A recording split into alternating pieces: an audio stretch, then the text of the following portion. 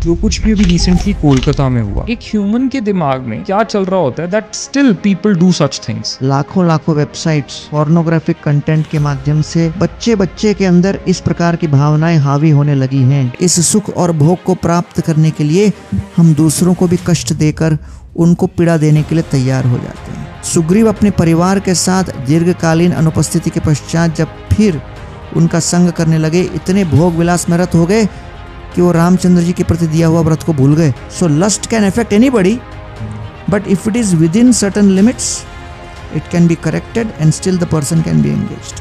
अलग अलग ऋषि मुनि और नारियों का अभिश्राप मिला था रावण को। सबसे पहले प्रभु जी स्टार्ट करूंगा एक बहुत ही I would say serious topic से। जो कुछ भी अभी रिसेंटली कोलकाता में हुआ, हम सब जानते हैं जो अभी कोलकाता में हुआ, पूरा देश जानता है, इनफैक्ट पूरे वर्ल्ड तक ये बात पहुंची। लेकिन ये अभी शायद कोलकाता का इंसिडेंट इतना ज़्यादा न्यूज़ एंड सोशल मीडिया पे आया, बट ये हर रोज़ हो रहा है हमारी कंट्री में और पूरे वर्ल्ड में ही कहीं ना कहीं ऐसे इंसिडेंट्स हो रहे हैं। तो कहीं ना कहीं हम सारे, हर इंडिविजुअल ये बात जानता है कि किसी के साथ भी कुछ गलत करना इज़ डेफिनेटली रॉन्ग, ये सही नहीं है, ये पाप है। कोई भी नॉर्मल फंक्शनिंग ब्रेन, एक ह्यूमन ब्रेन इस बात को समझता है, वो ये जानता है कि जो मैं ये कर रहा हूँ वो गलत है, ये सही नहीं है। It has consequences and it has punishments attach to it. तो फिर भी एक ह्यूमन के दिमाग में आपके हिसाब से ऐसा क्या चलता है या क्या चल रहा होता है that still people do such things? बहुत महत्वपूर्ण प्रश्न आपने पूछा आज के परिप्रेक्ष्य में नमित जी। भगवद गीता में अर्जुन श्री कृष्ण से यही प्रश्न पूछते हैं, अथ केन प्रयुक्तोयम पापम चरति पुरुष अनिच्छन अपि वार्ष्णेय बलाद इव नियोजित।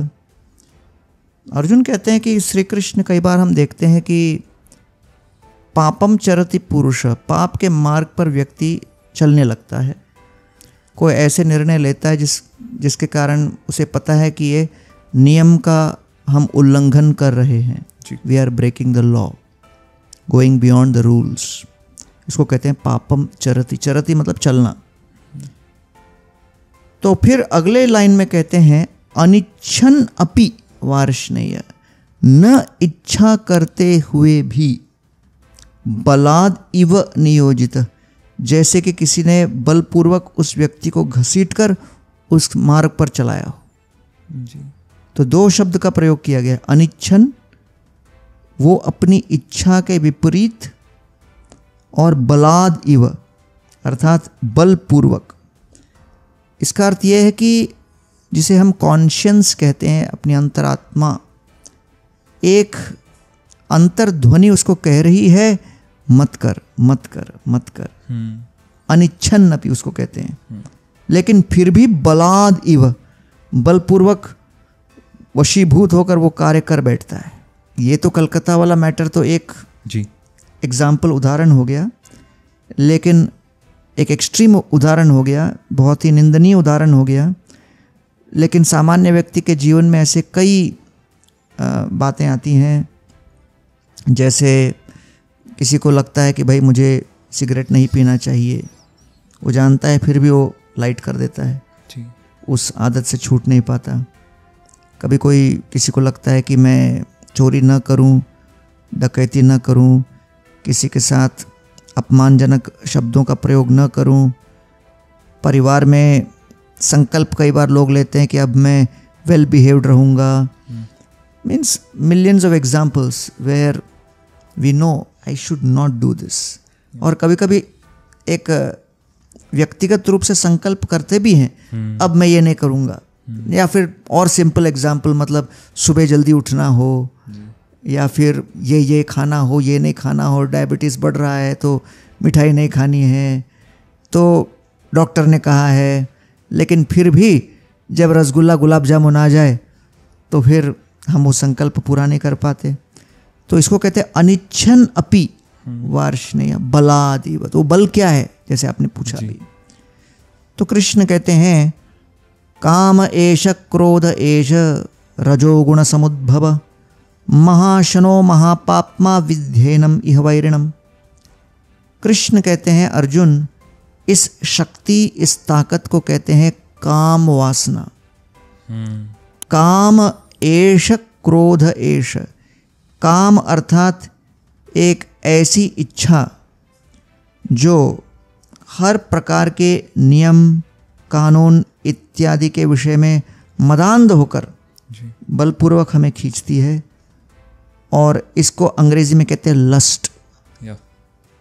तो काम एष अर्थात वो स्वार्थ से प्रेरित होती है, अपनी इच्छाओं की पूर्ति के लिए, अपने सुख और भोग के लिए, और यहाँ तक कि इस सुख और भोग को प्राप्त करने के लिए हम दूसरों को भी कष्ट देकर उनको पीड़ा देने के लिए तैयार हो जाते हैं जी। तो इसका विस्तृत उदाहरण रामायण में आता है जी। अयोध्या, किष्किंधा और लंका तीनों की संस्कृति, तीनों के कल्चर्स को अगर देखो तो इसका विस्तृत दृष्टांत इसमें आता है जी।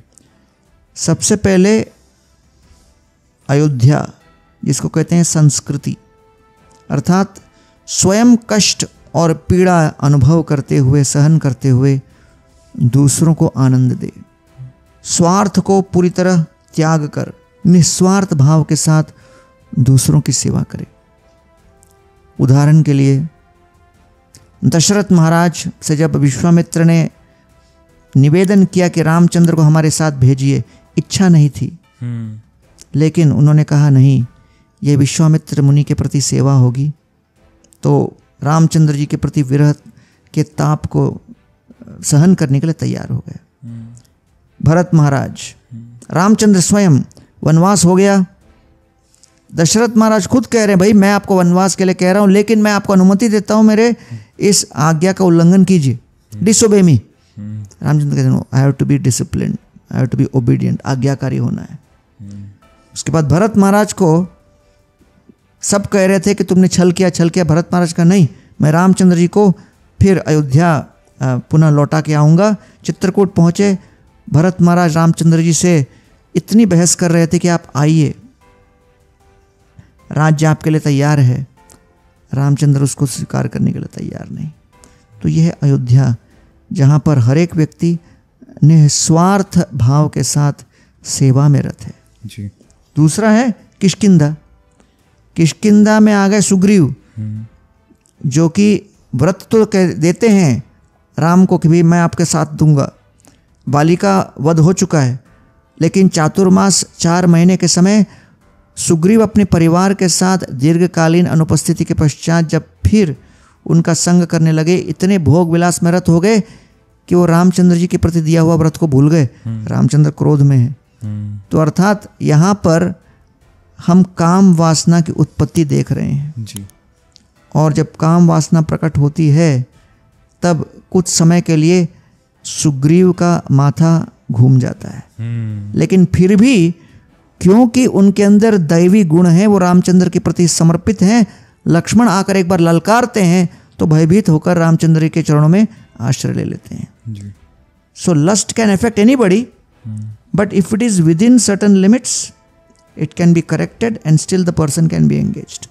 तो रामचंद्र जी ने सुग्रीव के उस कामुक वासनाओं को प्रकट करने के बाद भी और अपने कर्तव्य से च्युत होने के बाद भी उनको वानर सेना का नेता स्वीकार किया और सेवा दी। लेकिन अब तो इसलिए जो किष्किंधा के परिवेश को कहते हैं प्रकृति, अर्थात कभी धर्म के अधीन रहेगा, कभी धर्म का उल्लंघन करेगा। It is on the border line, it can go this way और दैट वे। संस्कृति means it is always on the side of dharma. Ayodhya. Kishkindha means there is a tendency depending on the association, जैसा संग मिलेगा उस दिशा में खिंच जाएगा। और तीसरा है लंका, जिसको कहते हैं विकृति। रावणा अर्थात अपने सुख और भोग के लिए दूसरों को जो रुलाए उसको कहते हैं Ravana, one who makes others cry. तो इसलिए अपने भोग के लिए दूसरों को पीड़ा देना, जैसे आप अभी के इस हादसे के विषय में कह रहे हो, जो कितना ही कुत्सित कार्य है, कितना निंदनीय शोचनीय कार्य है, ये रामायण के ज़माने से चला आ रहा है। और भगवान और सनातन धर्म हमेशा विनाशाय च दुष्कृताम, ऐसे पाप को किस तरह समाप्त करें, इसके विषय में हमेशा लगे रहते थे। और इसलिए रावण ने बलपूर्वक सीता का हरण किया जी। और न केवल सीता, कई कई नारियों का हरण किया और अपने अंतःपुर में बलपूर्वक उसे रख लिया था। कम से कम 20 या 25 अलग अलग ऋषि मुनि और नारियों का अभिश्राप मिला था रावण को, जिसके कारण अगर वो बलपूर्वक सीता को भोग करने का प्रयास करे, उसके सर समाप्त हो जाते थे, नष्ट हो जाते थे। इसलिए वो बलपूर्वक नहीं कर रहा था, इसलिए उसको कहते हैं विकृति। तो इसलिए रावण इसके एक ज्वलंत उदाहरण है। और तब रामचंद्र जी ने उनको समाप्त किया। और ये रावण रूपी सत्ता, भाव, जो कि भोग करने की, काम वासना को इस प्रकार व्यक्त करने की, कलयुग के अंदर इंटरनेट के माध्यम से इतना हावी हो गया है कि आज लाखों लाखों वेबसाइट्स पोर्नोग्राफिक कंटेंट के माध्यम से लोगों के चित्तवृत्ति और मन के अंदर काम वासना को और बढ़ावा दे रहे हैं। और इसलिए हमें केवल 1 या 2 इंसिडेंट को देखकर अचरज नहीं करना चाहिए कि ये क्या हो रहा है। हम लोग को समझना चाहिए कि ये एक प्रवृत्ति बढ़ती चली जा रही है। और एक समय जो विवाह के पश्चात ही लोग इस प्रकार काम संबंध के विषय में विचार किया करते थे और तब उनको एक अवसर मिलता था, आजकल इस इंटरनेट और पाश्चात्य सभ्यता और संस्कृति के प्रभाव के कारण बच्चे बच्चे के अंदर इस प्रकार की भावनाएं हावी होने लगी हैं। और ये वास्तव में बहुत बड़े दुख, क्लेश और चिंता का विषय है। तो इसलिए भगवान श्री कृष्ण कहते हैं अर्जुन को, काम एष क्रोध एष रजोगुण समुद्भव। ये रजोगुण से उत्पन्न होता है काम वासना। महाअश्न, ये सबसे बड़ा शत्रु है। महापापमा, सबसे बड़ा पापी है।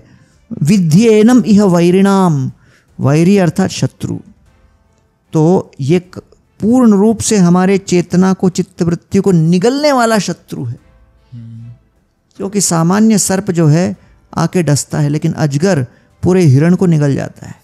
महाअश्न मतलब जो अपनी चेतना को पूरी तरह निगल जाए।